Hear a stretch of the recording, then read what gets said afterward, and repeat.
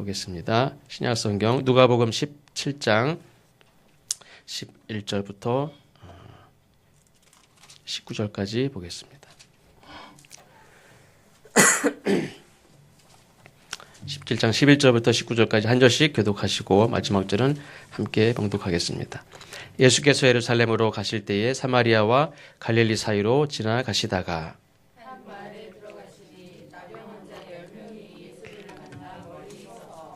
소리를 높여 이르되 예수 선생님이여 우리를 불쌍히 여기소서 하거늘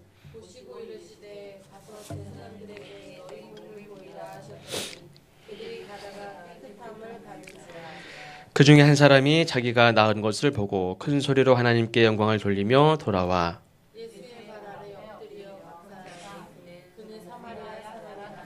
예수께서 대답하여 이르시되 10사람이 다 깨끗함을 받지 아니하였느냐 그 9은 어디 있느냐.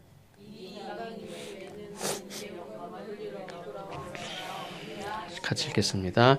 그에게 이르시되 일어나 가라 내 믿음이 너를 구원하였느니라 하시니라. 아멘. 지난 여름에 제 개인적으로 가장 더운 여름이었다 그런 생각을 했습니다.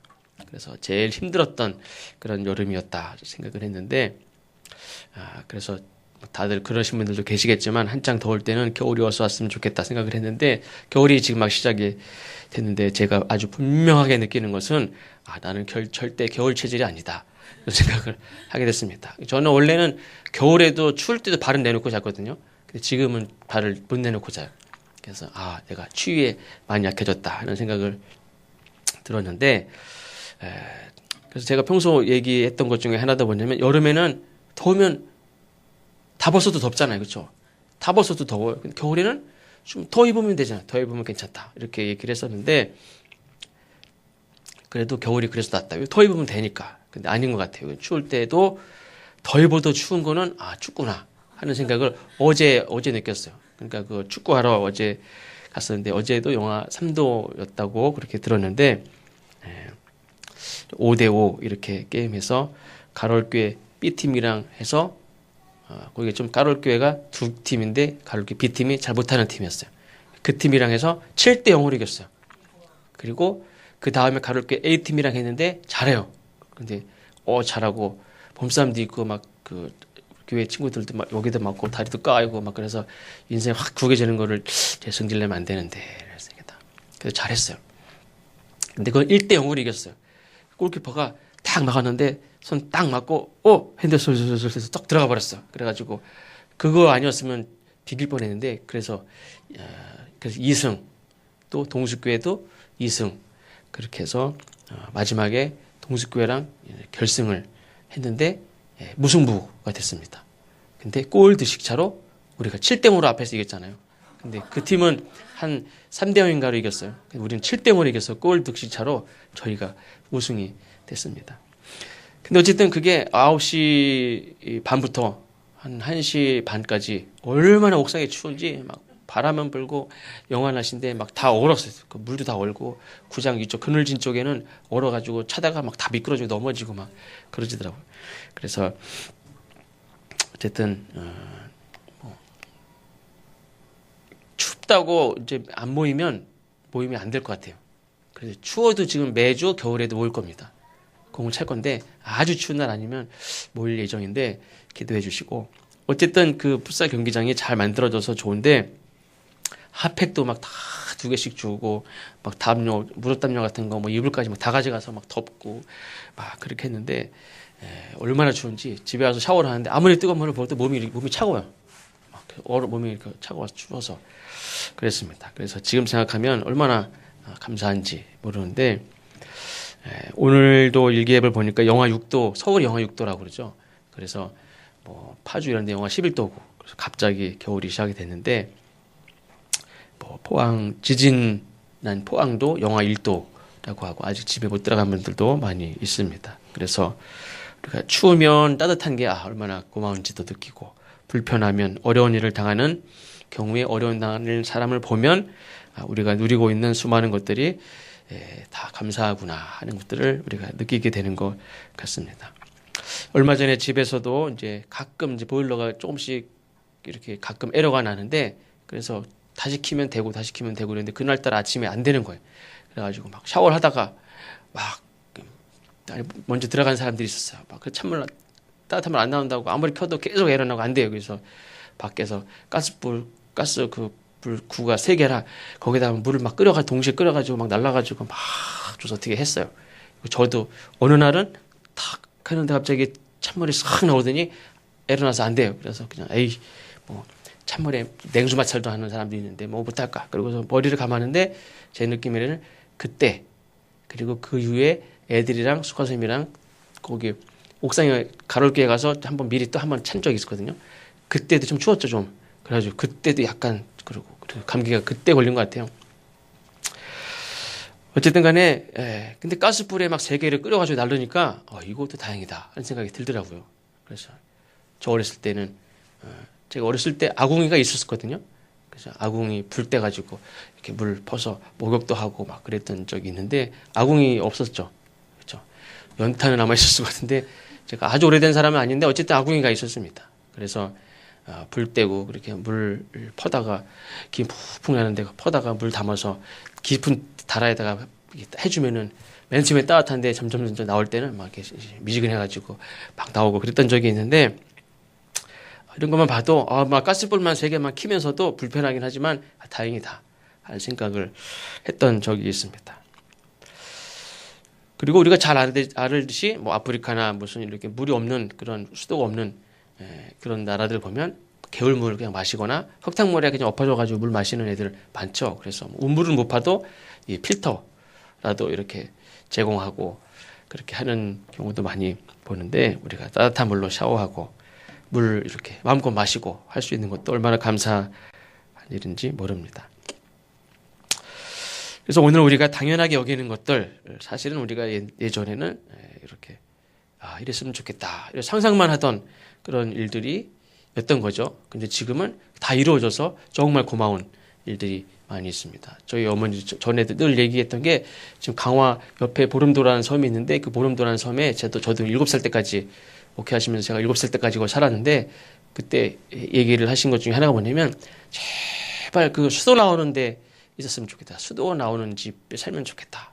뺀척 해가지고 맨날 물 퍼다가 쓰고 물 퍼다 쓰고 그러니까 수도 나오는 데 살았으면 좋겠다. 그렇게 얘기했다고 그런 걸 들은 적이 있는데 예전엔 그랬죠. 마을에 다 저기 우물 하나 가지고 물 퍼다가 먹는 물 쓰고 빨래도 하고 뭐 빨래는 거기 가서도 하기도 하지만 근데 지금은 뭐 물만 틀면 수도만 틀면 다 물 나오고 따뜻한 물 나오고 그렇죠. 근데 문제는 그 고마움이 점점 사라진다는 거죠. 이유는 점점 고마운 것이 이제 익숙해지기 때문에 그렇습니다. 고마운 마음이 익숙해지니까 당연한 것이 되고 당연한 것을 감사할 리가 당연히 없죠. 그래서 감사의 마음은 잃어버리고 그 자리에 다른 것들이 점점 이렇게 자리 잡게 되는데 오늘 말씀에도 보니까 10명의 사람이 모두 똑같이 문둥병에서 나음을 얻었습니다. 그런데 오직 한 사람만이 예수님께 찾아와 감사했다 하는 이야기가 나오는데 오늘 이 말씀도 사실은 10명의 문둥병자가 나았다, 고침을 받았다 하는 이야기를 하려고 기록한 내용은 아니죠. 사실은 구약 성경에 보면 나아만 장군이라는 사람이 찾아와서 엘리사가 이렇게 저 요단강 가서 7번 씻고 가라. 그래서 나음을 얻은 그래서 얼마나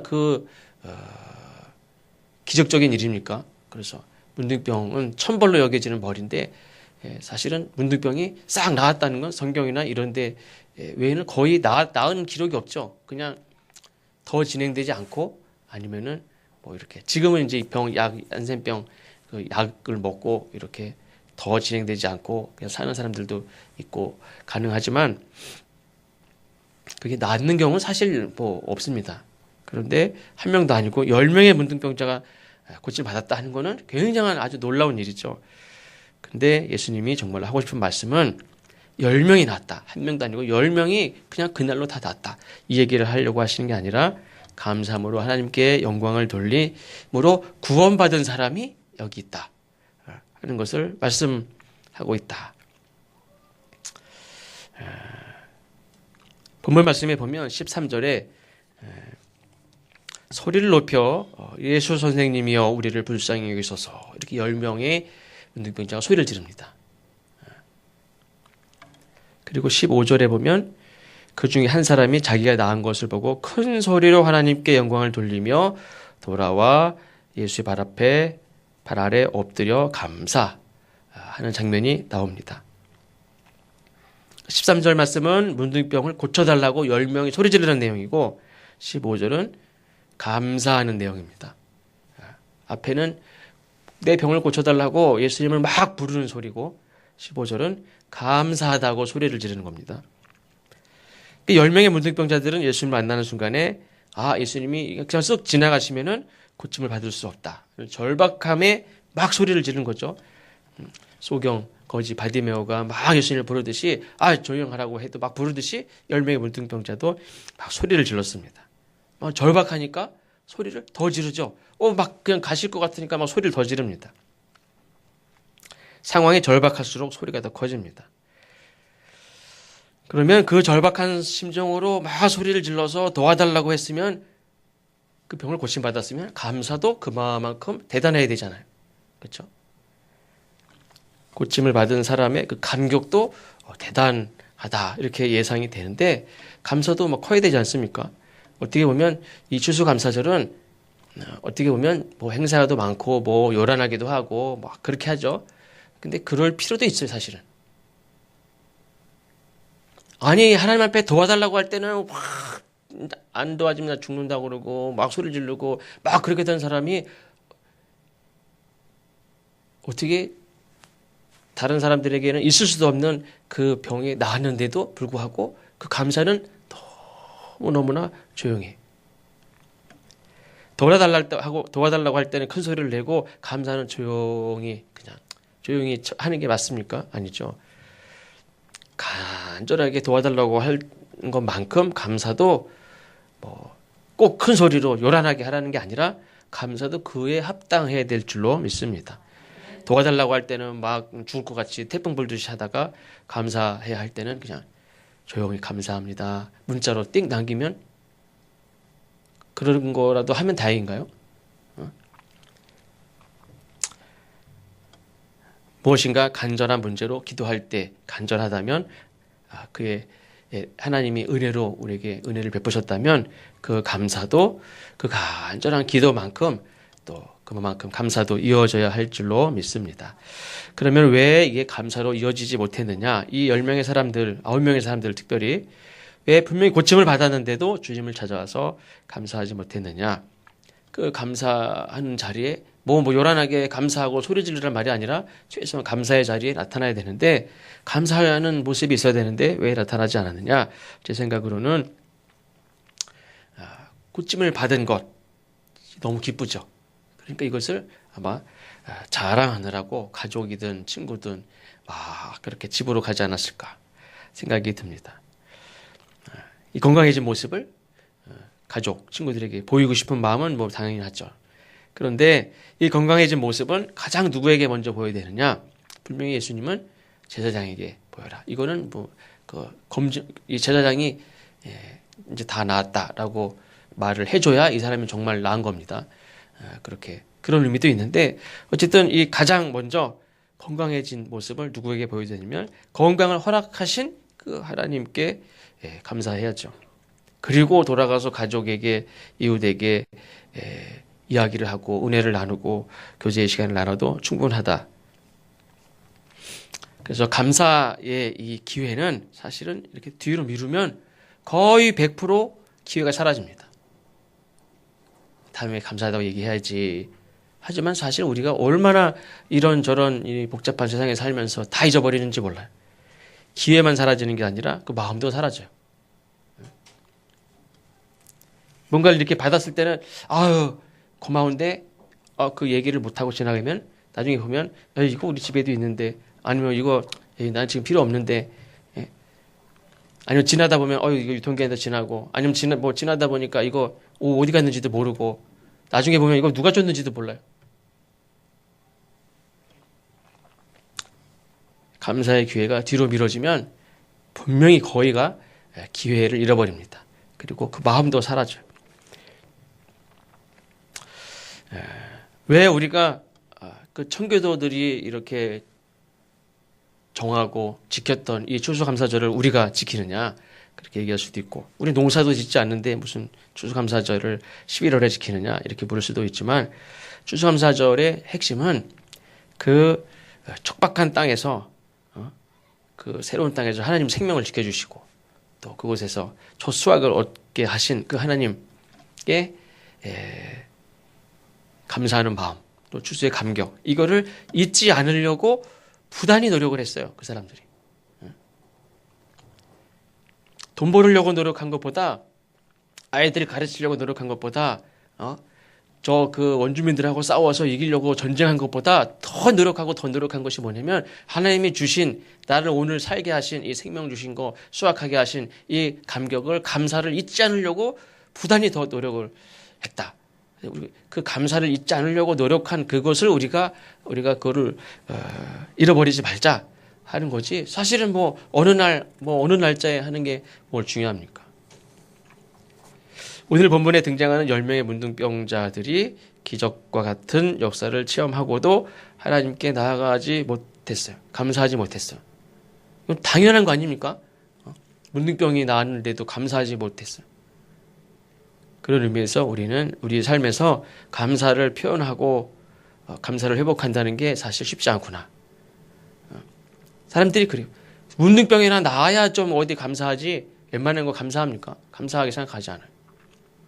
문둥병이 나아도 감사를 잊어버리는데.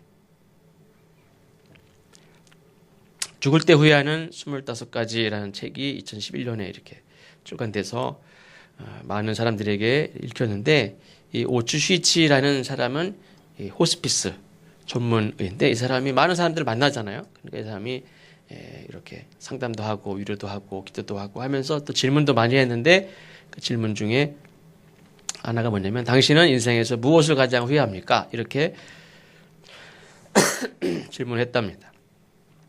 이제 마지막 이제 죽을 것을 본인도 알고 많은 사람들을 이렇게 만났으니까, 이 사람이 오늘 못 넘기겠구나, 몇 시간 안 남았구나, 이런 걸 알죠. 그러니까 그런 질문했을 때 이렇게 겨우겨우 말할 수밖에 없는 사람들이지만, 그 사람들이 대부분이 말했던 공통점이 뭐냐면, 내가 사랑하는 사람에게, 내가 어떤 고마운 사람에게 고맙다고 말하지 못한 거, 고맙다고 말을 했어야 되는데 나는 혼자 병실에 있고 죽어가고 누군가 어디 있는지도 모르고, 그렇게 고맙습니다, 이렇게 감사합니다 말하지 못했던 게 가장 후회된다. 이것이 공통된 이야기입니다. 구원도 이 믿음으로 받는다고 그랬죠. 감사하는 것도 믿음이 있어야 감사할 수 있다. 감사가 없는데 믿음은 좋은 사람이 있느냐? 그런 사람 본 적 있습니까? 감사가 없어요. 이 사람은 감사를 못 찾아볼 수가 없어. 그래서 믿음은 좋아, 이런 사람 있습니까? 이런 사람은 절대 없어요. 동전을 앞에 놓고선 뒤를 보는 거 이렇게 놓고 뒤를 동시에 보지 못하는 것과 마찬가지. 이거는 절대 못 봐요. 절대 그런 사람 없어요. 믿음도 감사하는 자에게 믿음이 있지, 감사는 없는데 믿음이 좋은 사람이 있느냐? 그런 사람은 없습니다. 감사하지 못하는 사람은 100% 믿음이 없는 사람이에요. 감사하는 사람은 그래도 그 사람은 믿음이 있는 사람이에요. 외양간이 없어도, 외양간에 소가 없어도 감사한다고 그러잖아요. 그 사람은 믿음이 있는 사람이에요.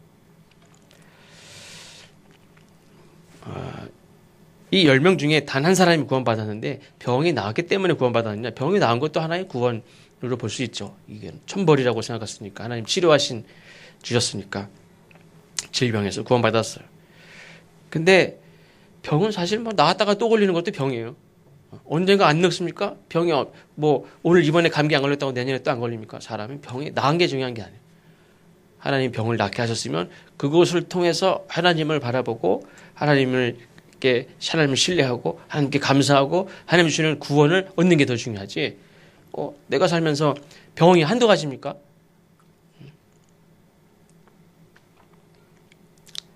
구원은 병 나은 것을 감사하는 마음이 있었기 때문에 하나님이 은혜로 주신 거예요. 그래서 감사와 영광을 엎드려 감사와 영광을 돌려야 할 분이 바로 주님이시고 나를 깨끗하게 하신 그 주님을 알고 그분 앞에 엎드려서 큰 소리로 기도 나를 고쳐달라고 하듯이 큰 소리로 하나님께 영광을 돌리고 아까 기도도 하셨지만 그렇게 감사와 찬양을 올려드리는 것이 그게 믿음의 모습이에요. 그게 감사한 모습이고 돈을 잃어버린 것보다 우리가 건강을 잃어버린 것보다 시급한 것은 감사를 잃어버린 것, 그를 되찾는 것인 줄로 믿습니다.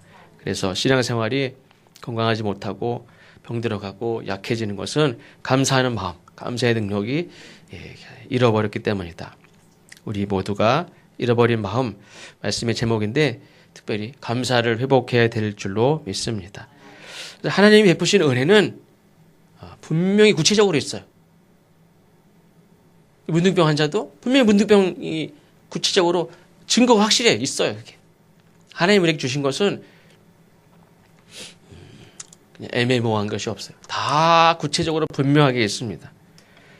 그런데 우리가 감사하는 마음은 하루하루 변해져가고 시들해져가고 약해져가고 이렇게 사라져가요. 이건 성경 말씀하고는 좀 관계가 없지만 사람의 마음이 얼마나 이렇게 금방 시들해져가고 금방 이렇게 고마운 마음을 잊어가고 하는지 그런 얘기가 하나 있는데 충청남도 박물관 충남 박물관에 가면 이 윤중이라는 사람의 소장품들이 여러 개가 있는데 그 중에 하나가 이 치미추라는 것이 있습니다. 치미추는 빗자루인데 그냥 이런 쌀이 나무나 아니면 이런 걸 만든 게 아니라 꿩의 날개, 꿩의 깃털로 이렇게 만든 그러니까 좀 방을 이렇게 쓰는 빗자루인데 사실 실제 쓰기는 좀 더 아까운 어쨌든 그런 이렇게 선물로 받은 치미추라는 방 빗자루인데 선물로 받은 거예요. 그걸 이렇게 보관해 지금도 전시가 되어 있는데 이 윤종이라는 사람이 이거를 유상기라는 사람한테 받았어요. 20살이나 어린 제자와 같은 그런 유상기라는 사람에게 이 치미추를 빗자루를 선물로 받았어요. 그거를 이렇게 걸어놨다가 보관하고 있다가 어느 날 이분이 돌아가시기 얼마 되지 않아서 그거를 이렇게 보면서 쓴 시가 있어요. 먼저 이 윤중이라는 사람이 누구냐면 조선 중기의 선비인데 평생 과거 시험을 한 번도 본 적이 없어요. 관직에 나간 적이 한 번도 없어요. 그런데 왕이 계속 부른 사람이 계속 벼슬을 줘서 부른 사람이 근데 한 번도 관직에 나간 적이 없어요. 이 사람은 4명의 임금을 섬겼어요.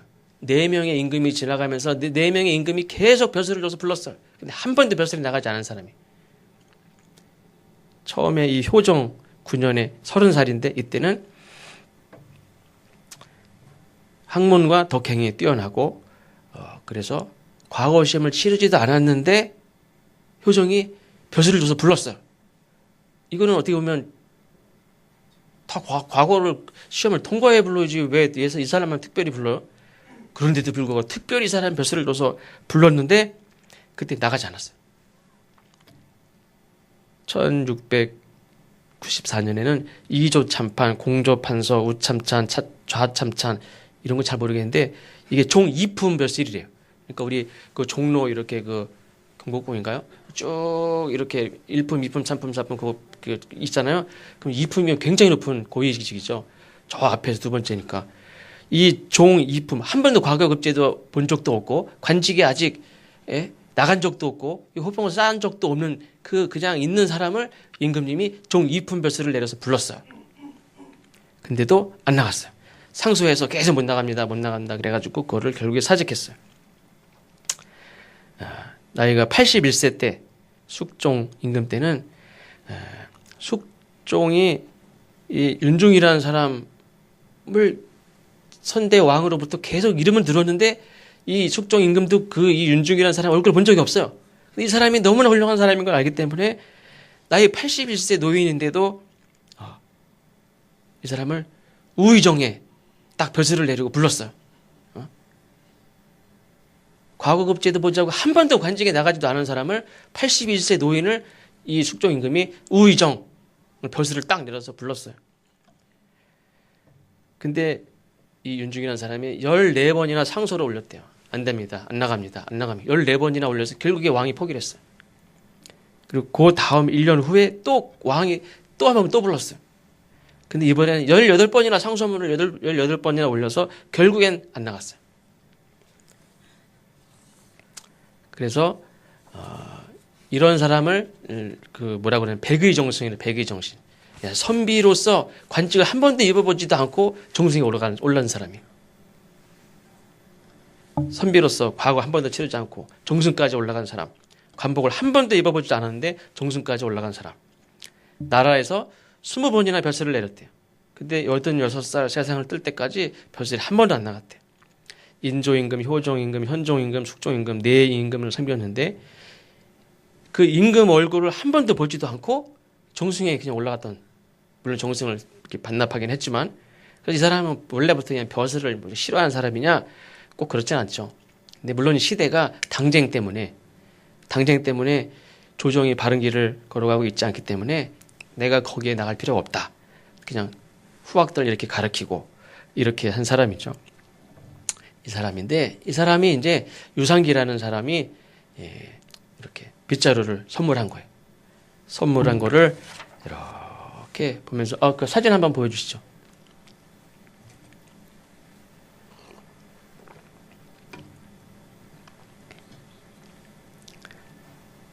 맨 마지막.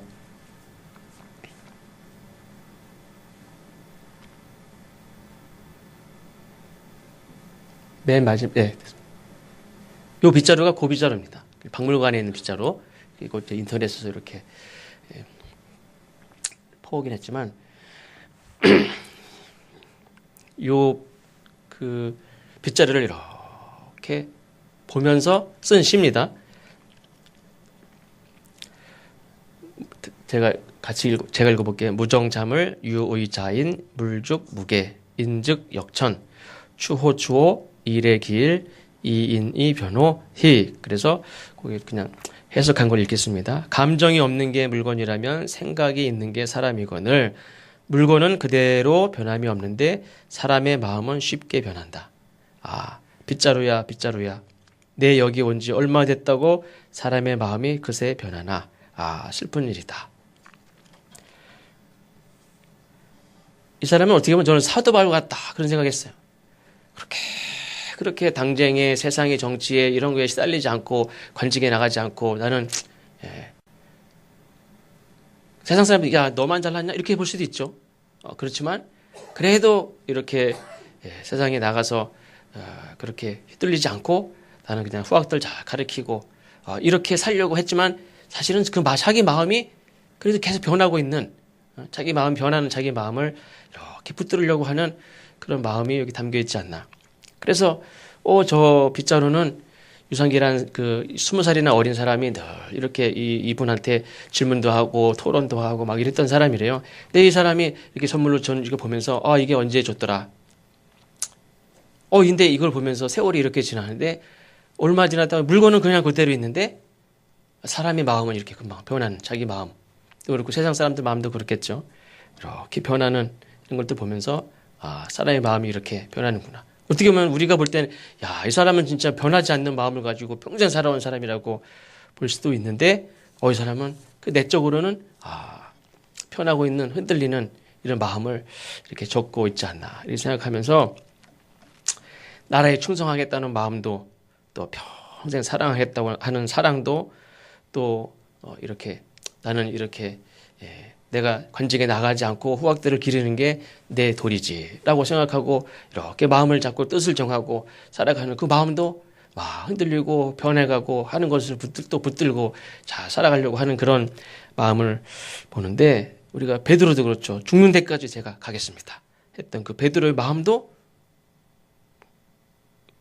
언제 그랬나 하면서 사람의 마음이 싹 변하죠. 감사하는 마음이라고 오래 가느냐? 절대 그렇지 않단 말이에요. 어떤 사람은 내가 평생 주님의 은혜, 나를 구원하신 주님의 은혜, 내 평생 주님을 위해서 살겠습니다. 예수를 위해 살겠습니다. 그 마음이 얼마나 갑니까? 우리는 절기라도 지켜서라도 감사를 해야 돼. 그래서 절기 없으면 우리가 뭐 언제 감사합니까? 절기 없으면요 스스로 합니까? 스스로 하는 사람이 있어요? 한 명도 없어요. 절기라도 그래서 지켜야 돼. 그래서 주일날이라도 우리가 감사해야 돼요. 주일날. 일주일 동안은 그냥 막 살지라도 그래도 주일날은 정신 차려서 하나님 주신 은혜, 빗자루라도 보고 하나님 주신 빗자루, 하나님 주신 가족, 하나님 주신 옷, 하나님 주신 먹는 거, 하나님 주신 거는 다 있어요. 하나님 주신 건 다 있어요. 그대로. 근데 뭐만 변합니까? 우리 마음만 변해. 병 고침 받은 거는 나는 건강하게 분명히 사는데 예전에는 나는 죽는다고 그랬는데 살았어. 얼마나 감사해. 근데 그 마음은 건강한 몸은 그대로 있는데 마음은 다 사라졌어. 없어져. 그새 사람 마음이 변해.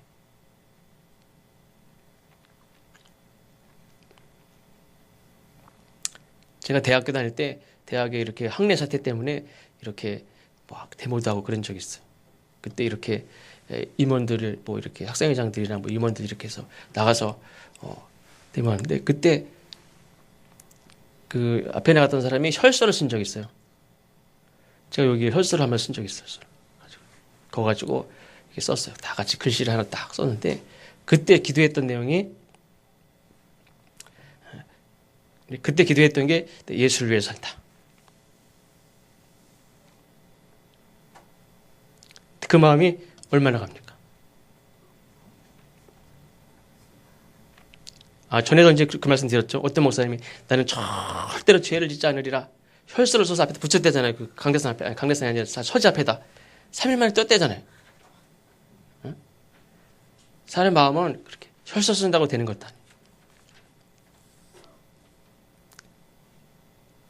빗자루는 그냥 하나님 주신 빗자루는 있는데 우리 마음이 금세 변해요. 오늘도 하나님이 주신 수많은 것들로 우리가 살아가는데 그건 하나님 주신 은혜는 다 멀쩡히 있는데 우리 마음만 금세 이렇게 싹 사라져요. 우리가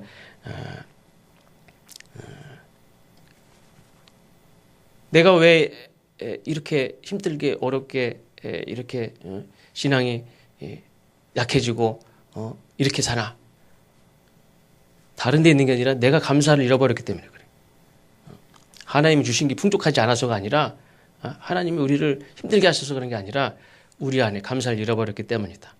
우리 감사를 꼭 회복하고 감사를 기억하고 그 청교도 그 사람들이 다른 무엇도 막 목숨 걸고 막 살았지만 그들이 정말 감사를 잃어버리지 않으려고 그 부단히 노력했듯이 우리가 그냥 뭐 꽁 잡아먹고 막 무슨 뭐 분명히 그게 추수감사가 아니라 감사를 꼭 잃어버리지 않는 그게 우리의 사는 길이고 생명이다 하는 것을 꼭 기억하고 문득병에서 낫는 것만이 다가 아니라 감사를 하나님 앞에 돌릴 수 있는 그런 믿음의 꼭 사람이 되시기를 주의 이름으로 축원합니다.